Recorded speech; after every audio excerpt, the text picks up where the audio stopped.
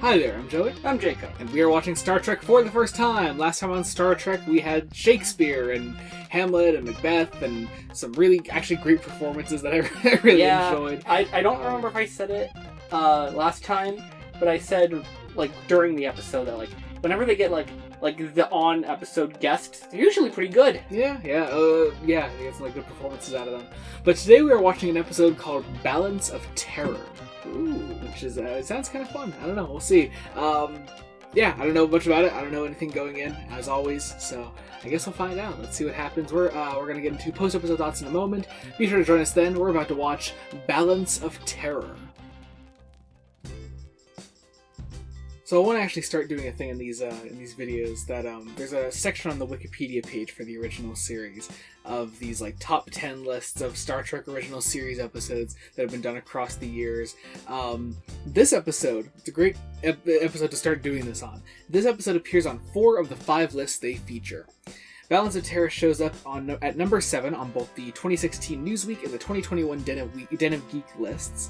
It shows up on number 4 on the 2013 Hollywood.com list, and number 2 on the 2012 IGN list. And you can see why, because my god, this was so good. So fucking good.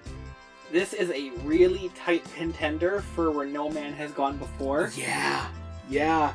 So, wow. There were even, I kept thinking this. I was like, okay, the main plot's really good, but there are 2 little threads in here that aren't getting addressed, really, and maybe they will by the end, and they do get addressed by the end. So, even then, everything gets wrapped up really neatly, and it works out so fucking well. So, okay, we start off on this wedding scene. It's a chapel. It doesn't... Yeah. Two officers, Tomlinson and Angela, are getting married, and their wedding is cut off by this supposed attack. These outposts are being taken out across space, and they're supposedly being attacked by the Romulans. Now, the Romulans are a name that I've heard before. I don't think you had, right? No, the name's totally alien to me. And so I had heard of the Romulans, at least. I didn't know what they were. So it was, obviously the reveals in this episode were pretty big for me, and for you, of course. And obviously. But yeah, so the Romulans had apparently this treaty with Earth after this long war that they had fought with Earth, over a century ago, yeah, they say. A century ago. And now they're apparently attacking these outposts across space and taking out human outposts across something they call the neutral zone, and if you cross the neutral zone, you declare war. Yeah, and so there's this great little waiting game of seeing if it actually is the Romulans, because they can't really confirm it at first because they don't know what the Romulans look like, let alone the Romulan ships. Right. And also the Romulan ship is sort of cloaking device on it in this episode. So they're not even sure where they should even be looking. Yeah. Initially. Yeah. There's this great bit where an agent officer named Hansen contacts them from one of the outposts, and we see him on this mostly destroyed outpost as they talk to him on this screen, and he gets killed. They see him get killed by the Romulans on that broadcast, and it's a really dark moment, but I really, really liked it. Yeah. Just a great moment. And I just have written down on my notes here, "what?" in all capital letters, which is of course referring to the fact that the Romulans contact the Enterprise, and you see the Romulans, and they look like Spock, and it's fucking great. It's such a good reveal. Such a great reveal. Meanwhile, there's this character on the ship this episode named Styles. He's this navigator. I'm sure he's been there before, but I don't remember. I don't remember him. I mean, if he was there, he didn't play any important role or anything. Right. But his name's Styles, and so we've talked about McCoy's kind of prejudice against Spock before, but this is just a fucking racist. This is a straight up space racist. Yeah. And like from the moment he sees they're basically Spock. Mm-hmm. He's all on board. Yeah. So there's this great bit when they're like, well, what are they saying? And Styles mutters something under his breath, and Kirk is like, you want to say that louder? No, fucking tell me, bitch. And and there's this great line that I have quoted in my notes here. And his line is, he goes, ask Spock to do it. Yeah. And Kirk gets up into space. I have this line quoted in my notes here: "Leave your bigotry in your quarters," which is so fucking great. It's such a good line. There's that. Styles hates Spock. We sort of speculate, and it's all but confirmed by the end that the Romulans are sort of like an offshoot of Vulcans, and it's kind of cool actually, because you get the idea that like they do come from like the same people at least, or at the very least the Vulcans came first and the Romulans came eventually, but we didn't know that. Like that record sort of at least got lost to time because it was this war. Most of the records seem to have been destroyed, and it's long past. Like the Romulans haven't contacted anybody since. Right, and like they say that like they didn't know what they looked like because it was a screen to screen time, they called it, I think. Yeah.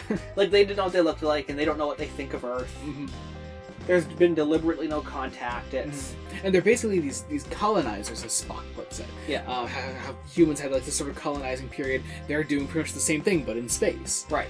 And then the Vulcans have essentially stopped doing that like a long time ago, but there must have been an offshoot that left. Yeah, which led to the Romulans, it seems. So they start attacking the Enterprise. The Enterprise retaliates, but they have their cloaking device. And there's this great bit. There were two bits in this episode that I was like, did Star Wars steal from Star Trek? Two bits. The big one, of course, being the Empire Strikes Back thing, where they throw their debris and sort of garbage out into space. And something that I kind of wish they had tried to do, but maybe I wouldn't like to have seen the 1966 effect version of this, where they send a body out into space. Oh, that effect would have been awful, but I would have loved to have seen it. Yeah, they send this debris and they send a body out there. This Romulan commander seems to have known him, like at least was like a mentor or something. Yeah. And it just sort of make it seem like, oh yeah, well here's the debris. They make it seem like they destroyed the Romulan ship and that there were casualties because they sent the body out. But really, it's just a game for them to like cloak themselves again. And I have written down here, this whole thing is like a game of strategy, and it's a really well thought out one too. Yeah, so the Romulans escape, and then we get this really nice scene between Kirk and McCoy, where Kirk is just like. He's very open with McCoy, and he says that he's scared of. He's not scared, but like he doesn't want to be the captain right now. He doesn't want all these eyes on him because he doesn't know what to do. This is completely uncharted territory for him. Literally, like no one knows what's beyond that neutral zone, and his only option is either stay here or go past the neutral zone. And nobody's fought a Romulan in over a century. It's great. And then McCoy responds with an equally great monologue about how, there are millions of galaxies out there and millions of planets just like Earth, and yet for some reason there's only one of each of us. And it's just, I don't know, it's just a nice little line. It's a great I really, really like that. And then here's the second Star Wars reference that I think, okay, just to touch on that first one, I think that's more coincidence. I think this one is more deliberate, though. The Clone Wars thing? Yeah. So there's... I think the Clone Wars one is more deliberate. In a plotline involving a spaceship with a cloaking device, we have, in order to stop the bad guys in this case, we power off the Enterprise so they can't be detected. It's like that one Clone Wars episode, Cat and Mouse, I think. I knew exactly what episode you meant. It's great. I don't know. I'd also recommend the episode of Cat and Mouse. Yeah, it's great. And much more concise than this. But I mean, this is just so fucking great. Like, oh my god, I love this. So the Romulans send out like another thing of debris out into space through this tube, and they send out a nuke in the middle of it. Yeah, which I thought was kind of funny. And that goes off. That sort of like at least like gets the Enterprise like incapacitated momentarily. But then Styles is sent down to where Tomlinson is, and it's in the phaser room.